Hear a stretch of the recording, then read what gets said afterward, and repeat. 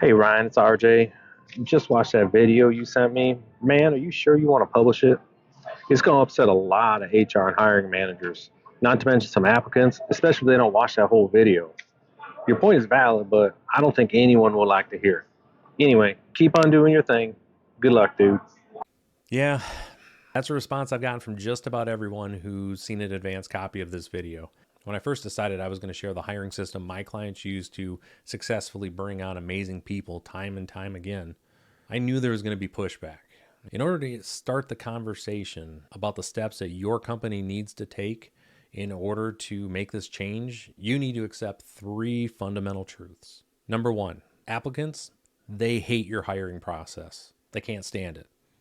Number two, 95 to 98% of applicants, they do not meet your standard for what would be considered an ideal candidate.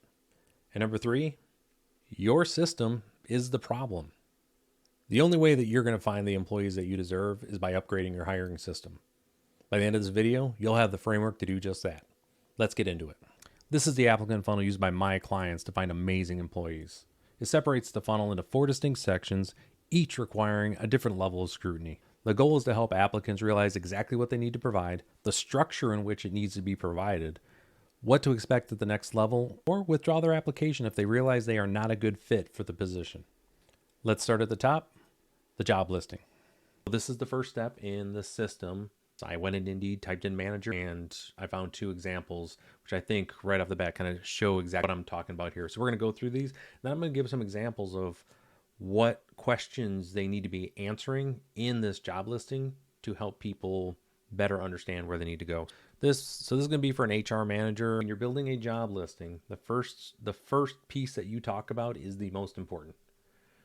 The top five things should be 80 to 85%, if not higher, the amount of work that individual will be actually rated against. So let's see what they got. We got recruiting, we got hiring, we got benefits administration, and payroll.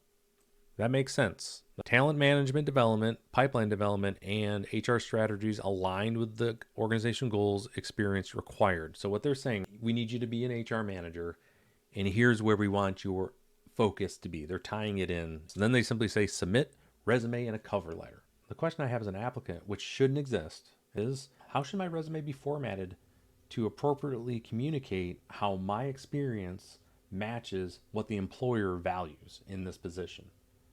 And as an employer, your responsibility is to make sure that isn't a question. We would actually include in the job listing itself some examples of what we would want to see the structure. So in this case here on the HR manager, we would have the ideal candidate resume will include examples of their pipeline development methods and procedures, how it was developed, and the impact it had on hiring and right fit 3, 6, 12 months after hire. Examples of their talent management process, the effect on internal promotions and retention, plus 1 year after hire.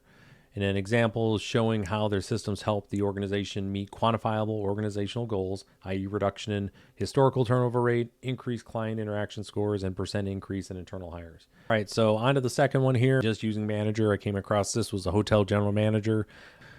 Now, when we read through this, you're going to see this isn't an unclear job ad. When you go through here, they know you're looking for a hotel general manager.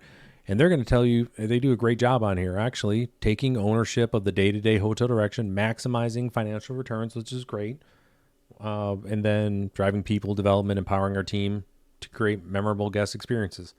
It's really straightforward. They give an overview of what the day-to-day looks like. Again, developing and implementing programs and initiatives, increase in team's engagement, achieve against performance and development goals, great. Compliance, building relationships with the guests, leading annual capital cash flow and sales marketing plans to accurately forecast budgets, right? These are, general manager type level things, and then driving revenues, future profitability, and maximum return on investment. So they're making it very clear here, we expect you to make money in this position. Great. You're going to be measured on that. What we need from you, previous hotel management experiences required, excellent communication, problem solving, reasoning, and motivational skills, working knowledge of hotel property management systems like Opera are beneficial. So when it comes to the hotel general manager, these are some of the changes that I would recommend my clients implement. The ideal candidate resume will include example of how they drove revenue growth, consistent profitability, and maximize return on investment. Examples of programs developed and implemented to increase team engagement and achieve performance goals. examples of how they built relationships with current and potential clients. And all this is doing is signaling to that potential applicant that if they submit their resume for consideration, they need to ensure that they have this type of information to talk about, because otherwise they are not going to be an ideal candidate. So we are on to the job application portion of the applicant funnel that my clients use. As a reminder, the job listing piece, we simply just said, hey, here's what the job's going to be. And then for the next section, the ideal candidate's resume will include X, Y, and Z, right? Certain aspects that we want them to make sure that they can focus on and be able to quantify.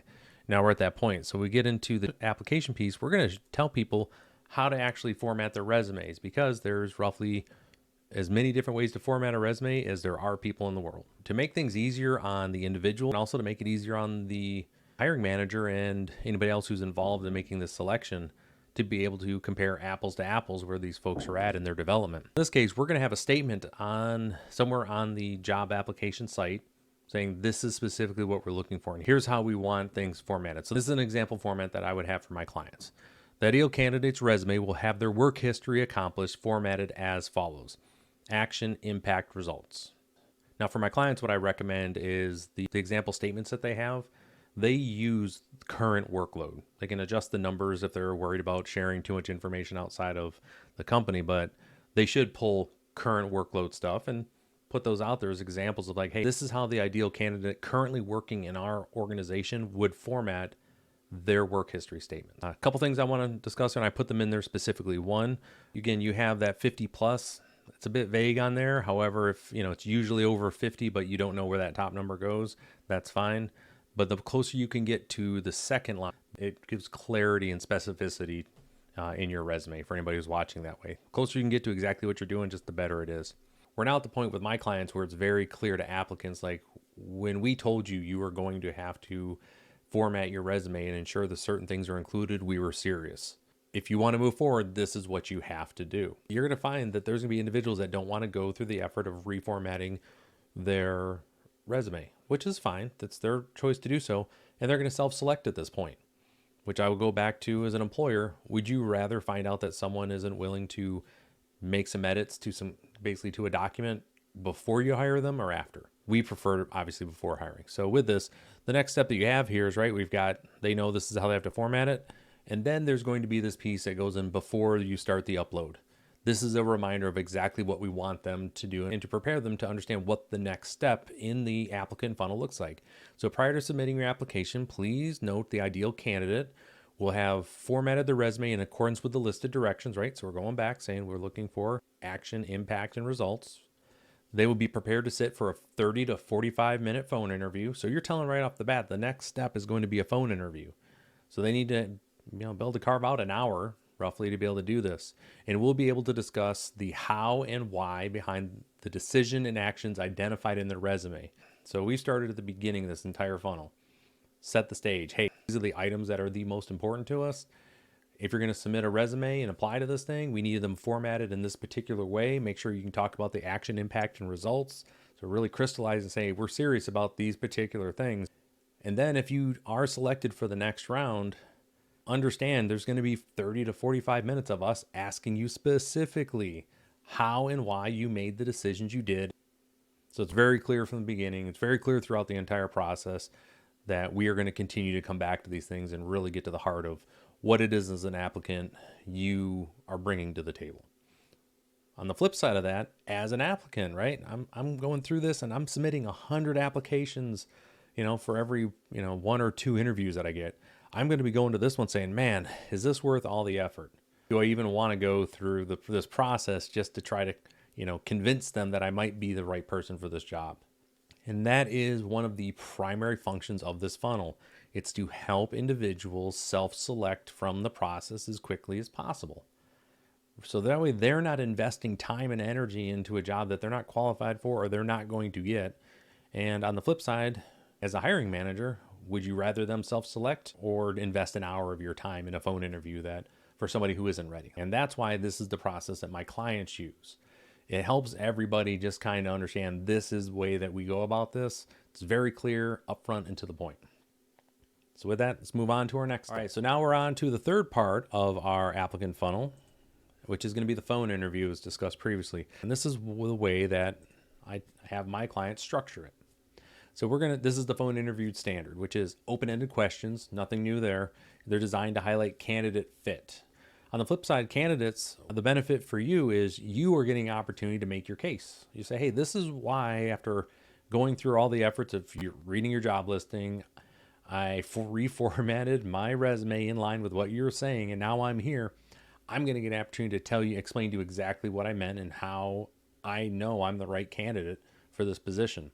Rather than the flip side of like, you're just not sure how to convince them. The employer has told you specifically what is the most important part for them.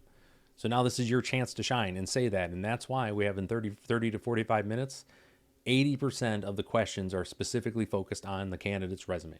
But on the flip side, candidates, you're going to be learning something about us because there's 20% of the questions on client-specific questions. Whoever is completing the interview has to let them know about what the next step will look like. And this looks something like this. So phone interview standard, it's going to end with information about an in-person interview. Let them know what's happening.